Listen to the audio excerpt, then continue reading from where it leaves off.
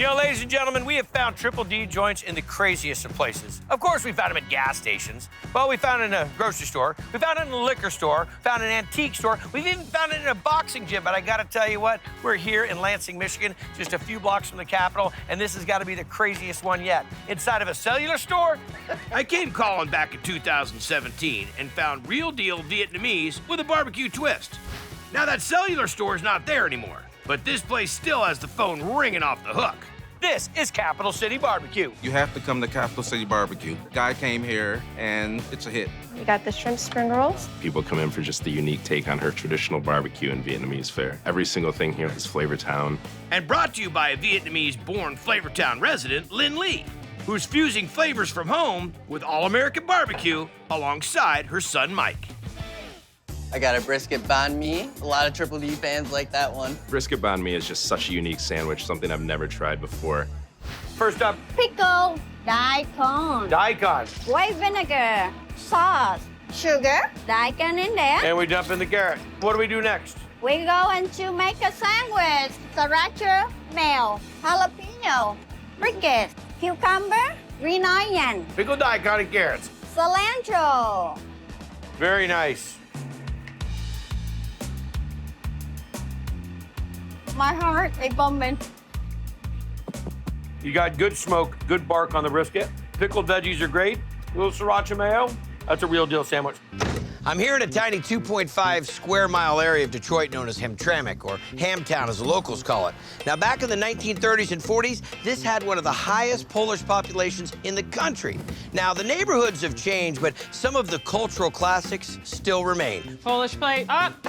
And one of those is a place I found back in 2011, where Eastern European staples still reign supreme. We're here to check out Polish Village Cafe. 3 minutes, potato pancake ready. Mixed pierogi. Yeah, it was great seeing Polish Village Cafe on Diners, Drive-Ins, and Dives. You said, oh, we go there. We find it very delicious. That's because chef and owner Carolyn Wojciechowski is keeping the flavors of the old country alive and well. Polish Village is kind of a non-changing place, which is what people like about it. We've been coming here for over 30 years, even before Triple D came here. Well, let's get it going. What are we starting with? This is the pork butt, and then we cut it up. Zorro called. He wants his knife back. No, Zorro just called. I didn't. Oh. Now we've got the meat all cubed up. First we put some salt. Thought I was gonna have some old guy back here, all mean, curmudgeon-y guy. You can get one. You wanna bring one in? Yeah. Pepper. Paprika next. Bay leaves. A little bit of water too. Yep. Just enough to cover the meat. And I put the lid on. We're gonna take this, pop it in the oven. Hour and a half. Fantastic. Okay. Nice. Now what happens? These are the peppers, and then there's celery root, Love celery root. Hungarian peppers, Okay. carrots, and onions, jalapeno pepper. Jalapeno peppers in Polish food? Yes, and mushrooms. Look at that meat just fall apart tender. And then this is gonna go back into the oven for another about half hour. Then what's gonna happen? You drain it, save that sauce to make the gravy. What's the gravy called? Gravy sauce. Gravy sauce. Ooh. The next step is to fry the pancake. Flip it. Ah. Ooh. Yep. Nicely done. Judge's giver, 9. Now we put on the goulash.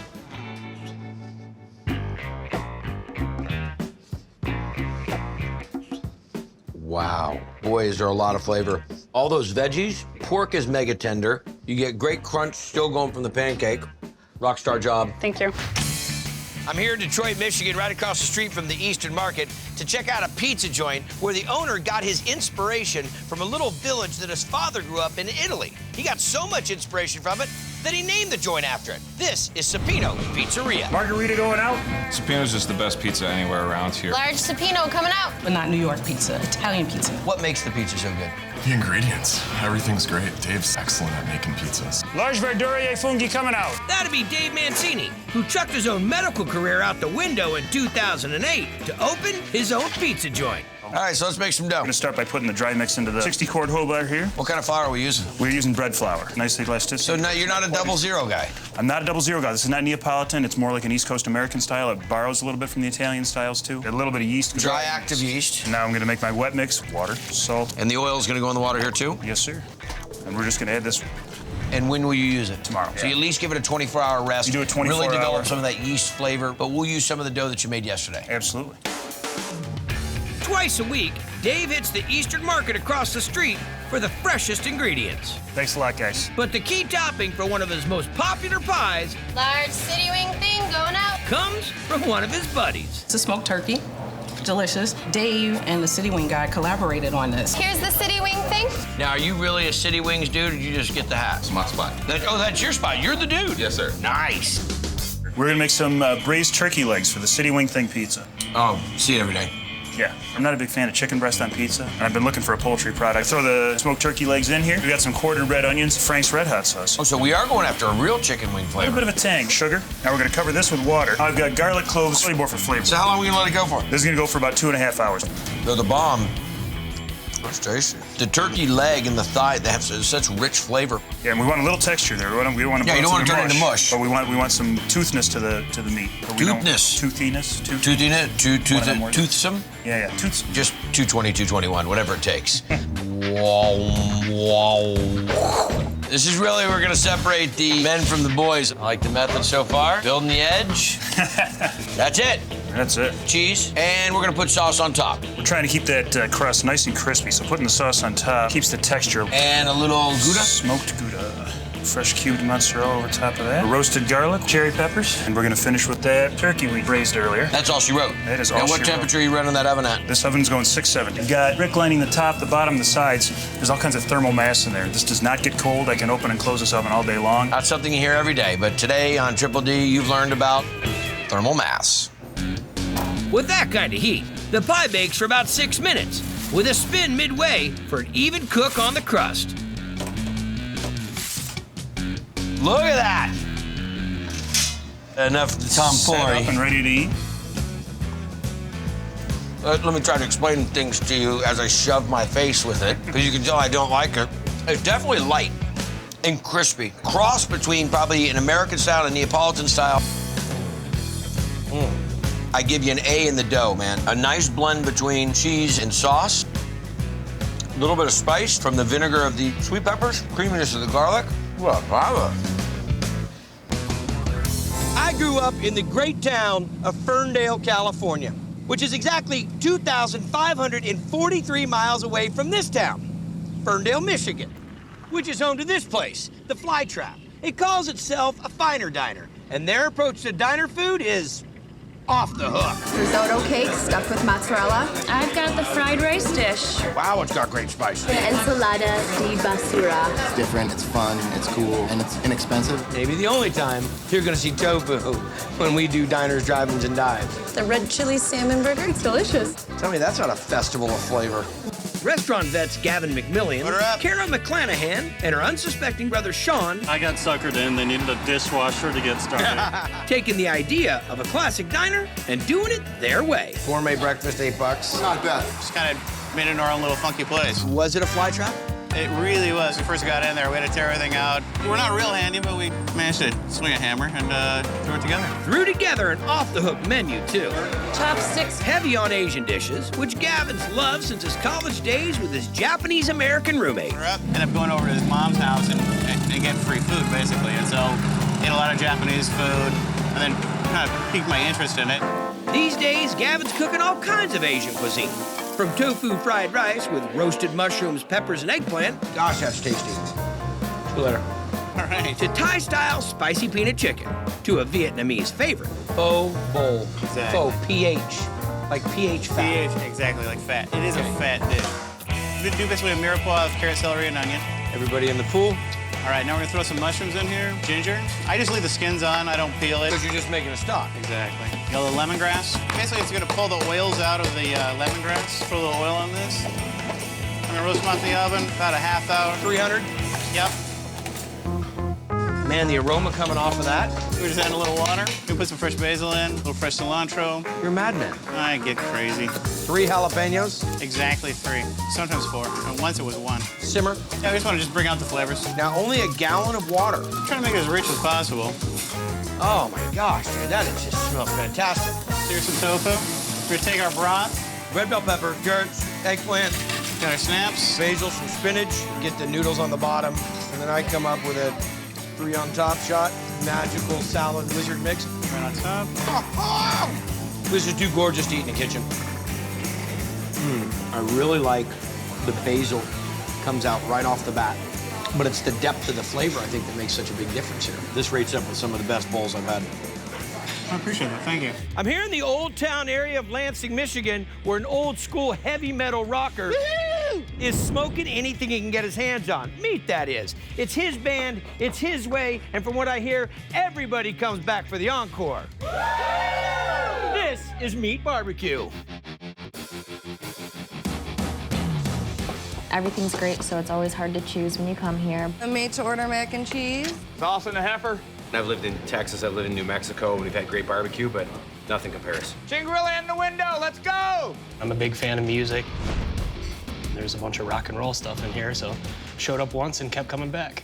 Yep, this joint's a rock and roll fantasy amplified by Sean Johnson's cue. I wanted to be a professional musician. That didn't work out, so I was like, okay, I gotta figure out something. Yeah. My lack of being able to play. So what kind of barbecue do you do? I stick with like a traditional Southern style. I just pull from all the different regions. The pork belly Reuben. Pork belly Reuben. They got brisket, pork belly, and Thousand Island dressing in there. It tastes amazing. Give me the breakdown here. Today we're making our pork belly pastrami that we use for our pork belly Reuben. I really like using pork belly because it's unctuous and fatty and it just kind of slides down your throat. You know how to spell unctuous? U-N-X something, something. You know something. how I spell it? What's that? Wrong every time. We're gonna start out with some kosher salt, brown sugar, make our brine for our belly, curing salt. Got it. Pickling spice, a little bit of minced garlic here, some water on it. Mix it up. Got a good rhythm going there. Pork belly. Into the brine? Yep. That's gonna sit in there for about 10 to 14 days. Fold out, dry rub it? I just do some black pepper. How long will we go in the smoker for? About 10 to 12 hours. We're using mesquite and oak overnight, like at about 170, 180 degrees. Really low and slow. So we get some good smoke on it. Next up? This is our basic house rub. Granulated garlic, kosher salt, black pepper, some white sugar, chili powder. Okay. Nice big brisket. Yep. That's a dry rub all over the brisket? Yep. And how long is this gonna go down? We use temperature as a guide to kind of get us in a ballpark, but everything is done by feel. That's our finished belly right there. And then there's our fat old brisket.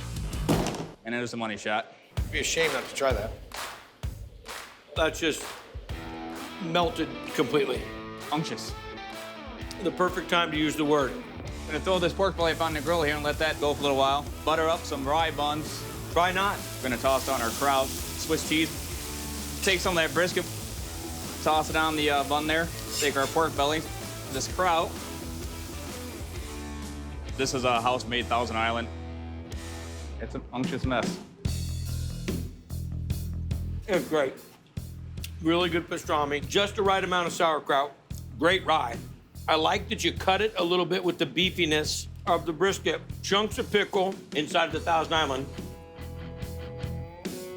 Because basically what you've got is pastrami bacon. Yeah. And that's never a bad thing. I'll take that. I'm here in Lansing, Michigan. I love coming to areas like this. You get all these old school buildings with these really cool, funky joints like this, Zuby's Tavern. But no, that's not where we're going. We're actually going to this wood-fired pizza place. This is the Cosmos. Shrimp going in the window. It's leaps and bounds above any other pizza place. All right, guys, we have the trust. It's pretty obvious with the atmosphere that they're not afraid to try new things. But what feels new is actually inspired by an old pizza parlor that owner Sam Short used to visit with his pops. Remember they had the Miss Pac-Man, and you could drink beer there. You were a kid that could drink beer? No. My dad would drink beer. Really cool. I would get orange pop and play Miss Pac-Man. Right. And so when I grew up, I was like, I want to have a sci-fi themed restaurant, and I want some good pop, and I want video games, and I want good beer.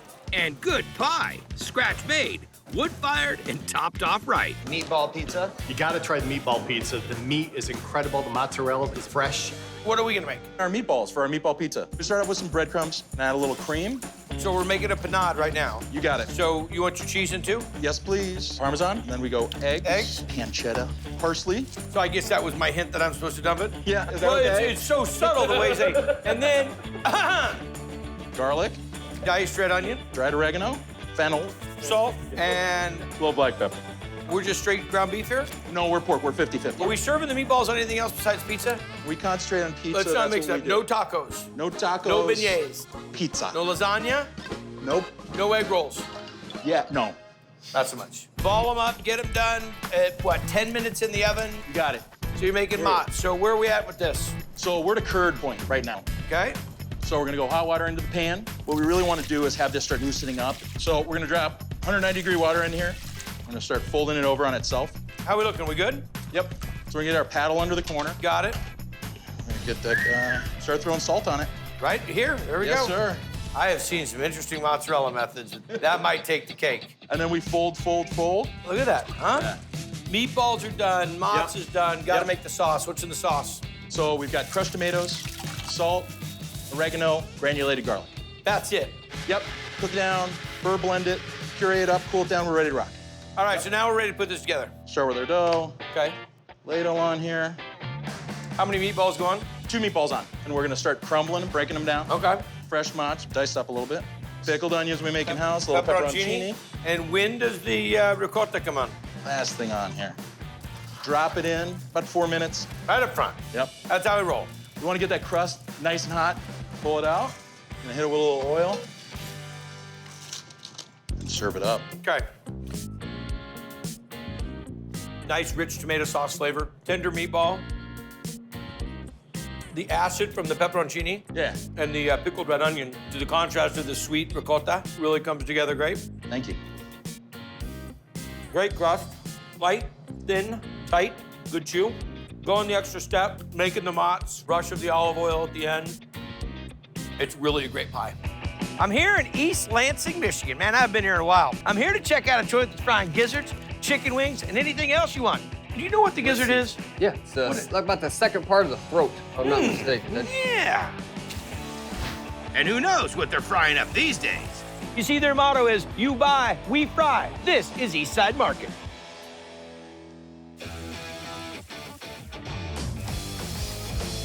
Two catfish dinners up. Eastside Fish Fry is one of the great places in Lansing. The options are endless. Chicken tender meal up. Frog legs, alligator, all kinds of fried love going on.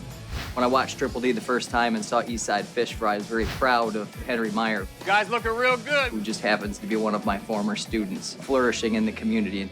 I got out of prison about 5 years ago. You come out and there's not a lot of people that want to give you a job. There's not a lot of people who want to give you an opportunity. Nobody would give me a job. But Henry Meyer got a second chance when he turned his parents' commercial space into a fish market and restaurant. So who taught you how to cook? I learned a lot in prison. Did you work in the kitchen? Yeah. You got your 6-spoon dinner? I'm such a diehard chicken wing fan. When I come here, they're absolutely yummy. What are we making first, buddy? Making our house season. Lemon pepper blend, lemon peel, okay, black pepper, garlic powder. Got it. Okay, so this is our dry batter that we're gonna use. Next up, we're gonna make marinade for our wings. Some of this, house seasoning, seasoned salt. Got it. Old Bay. Old Bay on the wings. Old Bay on the wings, yep.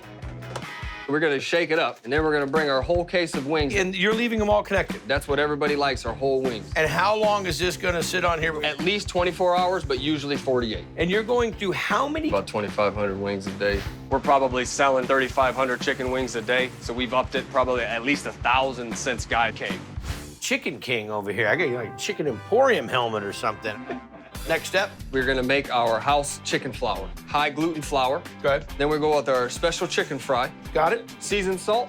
The Old Bay again. Old Bay, yep. House seasoning here. Granulated garlic. And black pepper. So you're not shy on flavor? No. All right, so now we take the seasoned wings. Those go in here. Dredge them around? Yep. To the fryer? Yep. What kind of oil? Soybean oil. Come on. Oh. Now we're gonna put some of our house seasoning on there. That is a mess of wings. That's getting, that 48-hour dry rub marinade you're doing, that's just soaking all the way through. Yeah. Then you put a nice thin dry batter on it. There's no fat, he's really cooked those wings down. Yep. Only thing this needs is a picnic basket and a blanket. When you're eating fried chicken, you usually get asked, you want the breast, you want the thigh, or you want the drumstick? Well, unless you're in Potterville, Michigan, where they ask, hey, how do you want your gizzards? Welcome to Joe's Gizzard City. Truly one of a kind. All right, gizzards up. Half a dozen gizzards. If you say it tastes like chicken, I'm leaving. No, we've already had dozens. This is the only place you're gonna want to try them. Everywhere else is gonna taste like you bit into your tennis shoe or your belt. I haven't seen my belt in years. There's plenty more on the menu. The burger. Can't get a better cheeseburger than Joe's. The massive fish and fries. Look at the size of that. Even deep-fried desserts. This is kind of an off-the-wall, unusual place to go. But with a name like Joe's Gizzard City, you know why I'm here. Gizzards up. And they're the best gizzards in the world. Who else has gizzard? Alligators and earthworms. Thank goodness we're serving them from chickens. That's gnarly. We're actually gonna pressure cook the gizzards. And why? You have to tenderize the gizzard, or else it's gonna taste like shoe leather. So that's why most people don't eat gizzards at home. Correct. What seasonings do we put in it? All right, we're gonna have garlic powder, celery salt, and salt. Now we lock and load. Lock and load, baby. Don't those look precious? Joe's famous batter mix. Now what is this? A special flour. Where's it come from? I can't tell you that. It has like a cornstarch consistency, but it's not cornstarch. You never know, but it's a special flour. Thanks a lot. So if I figured out this one, I'm gonna take some of that home with me and find out. Now water. I'm gonna get you a mixer for Christmas. Oh, please. This arm is leaving up. Look at that, like a python going to snap at you. All right, here we go. I didn't need that many. I don't want to waste. Oh, you're gonna want more than this. Burn, baby, burn. Is that enough? Yes. I don't want to be a hog and have them all. Seriously, save some for yourself. Oh, you'll love this. Mmm. Look tender. You know what? I think they're quite tasty, actually. I think the seasoning that you pressure cook them in, that makes a big difference. The batter is killer. Don't get gizzards anywhere else. These gizzards are the best.